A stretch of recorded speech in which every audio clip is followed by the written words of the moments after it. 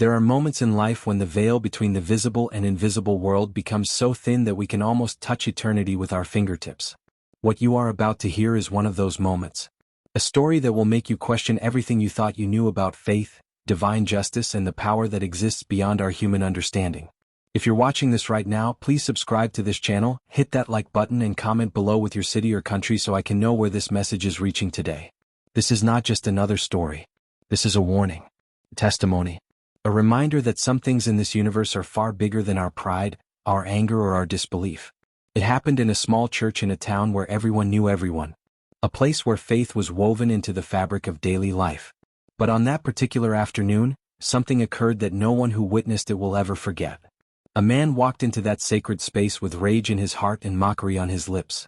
He had come to make a statement, to prove a point, to show everyone that he feared nothing and no one, not even heaven itself. What happened next defies all logical explanation. Some call it divine intervention. Others call it supernatural justice. But everyone who was there that day agrees on one thing. They saw something that changed them forever. Father Michael had been serving at St. Catherine's Parish for over 15 years. He was a gentle man with silver hair and kind eyes that had seen both the best and worst of humanity. That Tuesday afternoon he was preparing for evening mass.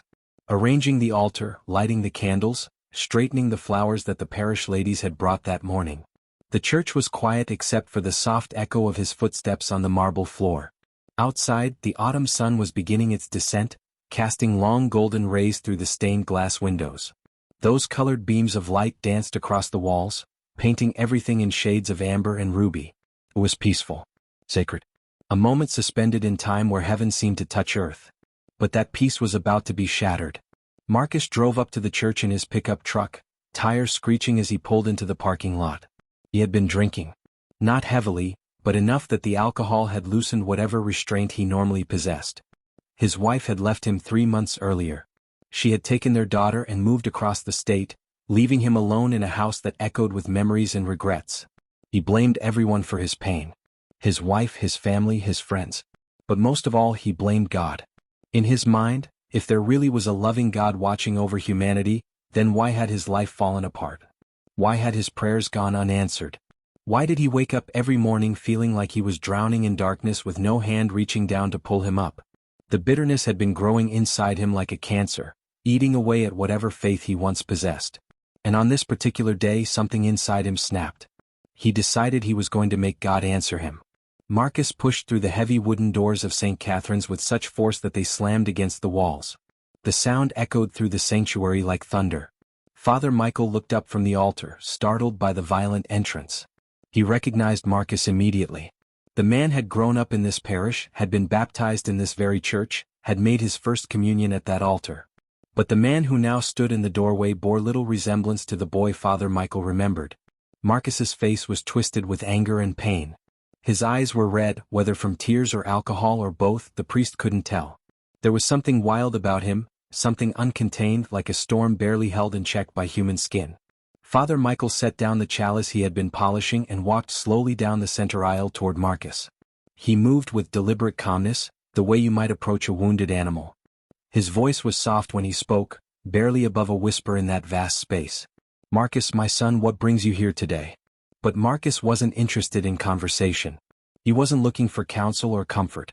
He had come for confrontation. He pointed at the statue of the Virgin Mary that stood in an alcove to the right of the altar. It was a beautiful piece, hand-carved from wood nearly a century ago. Mary's face was serene, her hands folded in prayer, her eyes cast downward in an expression of perfect humility and grace. Generations had prayed before that statue. Countless candles had been lit at her feet. Thousands of rosaries had been whispered in her presence. That statue, Marcus said, his voice thick with emotion, that thing right there represents everything that's wrong with this place. You people pray to wood and stone while real people suffer. Where was she when my wife left? Where was she when I begged for help? Where was your merciful mother when my life was falling apart? Father Michael took another step forward, his hands raised in a gesture of peace. Marcus, I understand you're in pain, but this isn't the way. Let's sit down and talk. Let me help you through this. But Marcus wasn't listening. The rage that had been building inside him for months was now pouring out like poison from a lanced wound. He pushed past the priest and strode toward the statue. His boots struck the floor with sharp, angry sounds that seemed to violate the sanctity of the space. 3 elderly women who had been praying quietly in the back pews looked up in alarm. One of them clutched her rosary tighter, whispering faster. Another reached for her phone, uncertain whether to call for help. The third simply stared, frozen in shock at what she was witnessing. Marcus reached the alcove and stood before the statue of Mary. For a moment he just stared at her peaceful face. Then, with a roar that seemed to come from somewhere deep in his soul, he grabbed the statue with both hands. It was heavier than he expected. The wood was solid, dense, weighted with age and craftsmanship. But anger gave him strength. He yanked it from its pedestal, stumbling backward with the weight of it. Father Michael called out, his voice finally rising above its usual gentle tone. "Marcus, stop, please don't do this." But Marcus was beyond reason now. He lifted the statue high above his head. For a moment he stood there like some terrible inverse of a supplicant, holding not in prayer but in profanation. The afternoon light streaming through the stained glass illuminated him in reds and golds, creating an almost hellish glow around his figure. Then he brought the statue down. It struck the marble floor with a crack that seemed to split the very air. The base shattered, sending splinters of ancient wood across the floor. But the statue itself remained largely intact. So Marcus lifted it again. And again he brought it down. This time the impact was at a different angle, and Mary's hands, those delicate carved hands that had been folded in prayer for nearly 100 years, broke off. What happened next occurred in the space between one heartbeat and the next.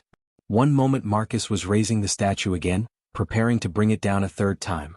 The next moment he was flat on his back on the floor, 10 feet away from where he had been standing. No one touched him. No one pushed him. One second he was upright, the next he was down. The 3 women in the back of the church gasped in unison. Father Michael stood frozen, his mouth open, unable to process what his eyes had just witnessed. Marcus lay on the cold marble floor, the air knocked completely from his lungs. He struggled to breathe, his chest heaving as he tried to understand what had just happened. He could feel the hard floor beneath him, could taste blood where he had bitten his tongue in the fall. But he had no memory of falling. No sense of losing his balance or tripping. It was as if an invisible hand had simply reached out and swept him away like a chess piece from a board. As he lay there gasping, something even stranger began to happen. The temperature in the church dropped suddenly and dramatically. Everyone felt it. The 3 women in the back pews pulled their sweaters tighter around themselves. Father Michael's breath became visible in the air before him, like winter had suddenly arrived in the middle of autumn. Frost began to form on the windows. Not gradually but instantly, spreading across the glass in intricate crystalline patterns. The candles on the altar flickered wildly, their flames dancing in a wind that none could feel but all could sense. It was as if the very atmosphere of the church had changed. As if something else had entered the space. Something vast. Something powerful. Something that existed beyond the normal boundaries of human experience. Marcus tried to sit up but found he couldn't move. Not because he was injured, though his back would ache for days after this. But because a weight seemed to press down on him, holding him to the floor. Not a physical weight. Something else. Something that pressed not on his body but on his very being. And then he felt it. A presence.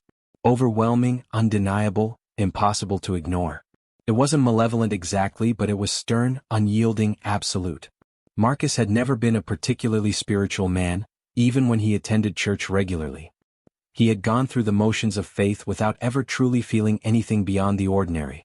But now, lying on that cold floor, he felt something that could not be explained away. Could not be rationalized. Could not be dismissed as imagination or coincidence. He felt the weight of eternity looking directly at him. And in that gaze he saw himself clearly for the first time in months. Not as a victim. Not as someone to whom life had been unfair. But as a man who had allowed bitterness to consume him. A man who had pushed away everyone who tried to help him. A man who had blamed heaven for problems of his own making. Tears began to stream down his face. Not tears of self-pity this time, but tears of recognition. Of shame. Of something breaking open inside him that had been locked shut for too long. Father Michael found his voice and his legs at the same moment. He hurried over to where Marcus lay and knelt beside him. But Marcus was now weeping so hard that his whole body shook. The priest placed a hand on his shoulder. He expected Marcus to pull away, to rage again, to continue his assault on everything holy. But instead Marcus grabbed the priest's hand and held it like a drowning man clutching a lifeline. "I'm sorry," Marcus choked out between sobs. "I'm so sorry. I'm so sorry." The words repeated over and over, a litany of repentance from a man who had finally been broken open. The three women in the back of the church had come forward now. They stood at a respectful distance, still clutching their rosaries, tears running down their own weathered faces. One of them would later say that in that moment, she felt the presence of Mary herself in that church.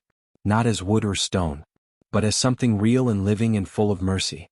The strange atmospheric conditions in the church lasted for nearly 20 minutes. The cold, the flickering candles, the sense of something vast and other present in that space. During that time, Marcus remained on the floor, Father Michael kneeling beside him. The priest prayed quietly in Latin, old prayers that had been spoken in that church for generations. Gradually, almost imperceptibly, the temperature began to normalize. The frost on the windows melted away. The candles stopped their frantic dancing and resumed their normal steady burning. The weight that had pressed down on Marcus lifted. But something had fundamentally changed in him. When he finally sat up, his face was different.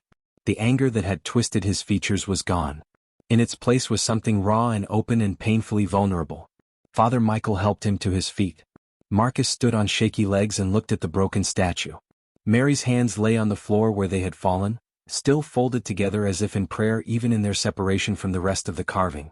He walked over slowly and picked up those broken hands. He held them gently, reverently, as if they were made of glass instead of century-old wood. "Father Michael," he said, his voice hoarse from crying, "I need to fix this. I need to make this right." The priest nodded slowly. "We'll find someone who can repair her," he said. "But Marcus, what you need to repair first is not made of wood." Marcus nodded, understanding. Over the following weeks, the story of what happened in St. Catherine's that day spread through the community. Some dismissed it as mass hysteria. Others said Marcus must have tripped and the witnesses were simply being dramatic. But those who had been there knew what they had seen, known what they had felt. No amount of rational explanation could erase the memory of that presence. That overwhelming sense of something divine making itself known. Marcus sought out the best woodcarver in the region, an old craftsman who had restored religious artifacts for churches across 3 states. Together they worked on repairing the statue. The craftsman taught Marcus the delicate art of woodworking, showing him how to sand and shape and join. Took nearly 3 months. Marcus came to the workshop every day after his shift at the factory. His hands, rough from years of manual labor, learned to move with gentleness and precision. As he worked on restoring Mary's hands, he found that his own hands stopped shaking. The tremor he had developed during his darkest months slowly disappeared. When the statue was finally restored, a special mass was held for its return to St. Catherine's. The church was packed that evening. Marcus carried the statue down the center aisle himself, walking slowly, each step deliberate and meaningful. When he reached the alcove where the statue belonged, he set her down gently on the pedestal. As he stepped back, he made the sign of the cross for the first time in years. The gesture came naturally, without thought, as if his body remembered something his mind had forgotten. In the months and years that followed, Marcus became a regular presence at St. Catherine's. Not out of obligation or fear, but because he had found something there that he desperately needed. Community. Purpose. A sense that he was part of something larger than his own pain. He volunteered for everything. Helping with repairs around the church, organizing food drives, visiting the sick and elderly. He reconciled with his wife, though they never remarried. She appreciated the changes in him but needed her own space to heal. He became a better father to his daughter, showing up consistently, listening more than he spoke. The statue of Mary, now repaired, showed subtle signs of its trauma. If you looked closely, you could see where the hands had been reattached. The wood grain didn't match perfectly. There were tiny seams where the breaks had been. But somehow this made the statue more beautiful, more real. It was no longer a perfect, untouched artifact. It was something that had been broken and restored. Just like Marcus. Just like so many who came to pray before it. This story raises questions that can't be easily answered. What exactly happened in St. Catherine's that day? Was it divine intervention, a supernatural warning, or something beyond our current understanding? Those who believe will see it as proof of heaven's presence in our world. Those who doubt will find other explanations. But perhaps the most important part of this story isn't what knocked Marcus down. Perhaps it's what lifted him back up. Grace doesn't always arrive in gentle ways. Sometimes it comes as a force that knocks us off our feet, that breaks through our defenses, that refuses to let us continue on a destructive path. Sometimes the most loving thing heaven can do is stop us in our tracks. Make us see ourselves clearly. Give us no choice but to face the truth we've been running from. Whatever you believe about what happened that day, one thing is certain.